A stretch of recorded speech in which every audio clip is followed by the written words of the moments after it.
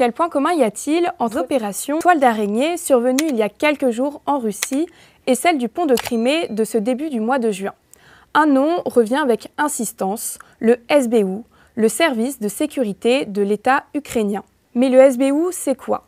Le service de sécurité ukrainien est le principal service de renseignement et de contre-espionnage du pays. Héritier direct de l'antenne ukrainienne du KGB soviétique, il a officiellement été créé le 20 septembre 1991 à la suite de l'effondrement de l'URSS. Lors de cette transition post-soviétique, l'Ukraine a changé le nom de ce service tout en gardant son personnel et ses pratiques, opaques pour certains et peu soucieuse du droit civil pour les autres. Mais depuis 2022 et le début du conflit russo-ukrainien, le rôle du SBU a radicalement changé. Initialement, il était chargé de lutter contre le terrorisme, la corruption, les crimes organisés et l'espionnage.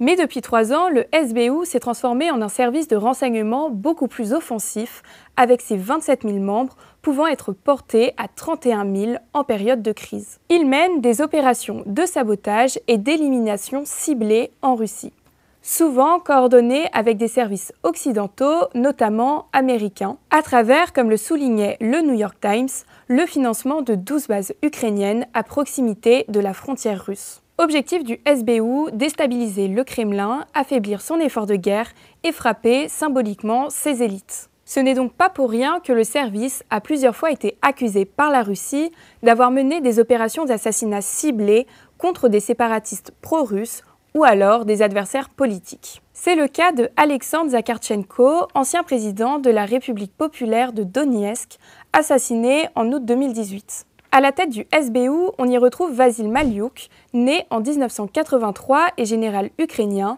nommé par le président Zelensky. À seulement 42 ans, il incarne une nouvelle génération de dirigeants qui œuvrent dans un contexte de guerre totale. Sa ligne est claire, je cite, « La mort est la seule perspective que nous pouvons offrir aux occupants » et c'est bien des Russes qu'il parle. Revenons maintenant sur leurs dernières opérations d'envergure, l'attaque Toile d'araignée du 1er juin. Préparée depuis 18 mois, elle a mobilisé 117 drones introduits clandestinement en Russie. Au total, 3 bases aériennes ont été visées et une dizaine d'avions militaires ont été détruits. Quelques jours après cette attaque, c'est le pont de Crimée, axe vital pour le ravitaillement russe, qui a été visé. Mais au-delà du SBU, Kiev peut également s'appuyer sur le GUR, le service de renseignement adossé au ministère de la Défense. Parmi ces derniers faits d'armes, le sabotage d'un train de civils dans la région de Bryansk, ayant fait une 60aine de victimes. À la manœuvre, Kirilo Boudanov, le chef du GUR depuis 2020.